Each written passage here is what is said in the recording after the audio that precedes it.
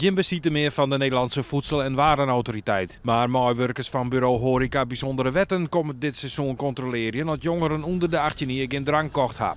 Dat gebeurt anoniem, want de VWA spikt je er uit. Ja, meestal herkennen we ze wel. Dus dan werk je de controles ik het echt. Van de VWA die worden nu even aan de kant gezet. Maar een 17-jarige die in dienst is van bureau Bijzondere Wetgeving, ja, die kennen wij niet. Nog een paar man en dan zit het je bij graad van mijn jongeren niet naar de eiland te komen. Die mag zelfs graag even een slokje drinken, maar met de nieuwe wet is dat onder de 18 jaar net meer 18. Dreig de handhaving in soks en de boetes liet je er net om. €1300 voor de ondernemer. Dat doen ze nou oors. Wij leggen €540 in en die wordt gedeeld door 3. En je wordt 3 keer gecontroleerd. En ben jij echt willens en wetens bezig om de boel te overtreden, dan zou je waarschijnlijk daar een berisping op krijgen of op gesprek hier worden uitgenodigd. Wat is nou het grootste voordeel? Ten eerste financieel. Ik bedoel, het is natuurlijk zachter om €540 te verliezen dan €1300 meteen de eerste keer. Ik vind het ook een erg harde boete van de overheid.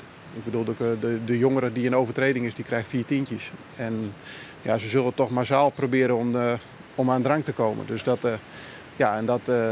dat proberen we op deze manier te tackelen. Dit hele plan weer net ook dat er geen stiepen weer van de horecaondernemers op Skilge.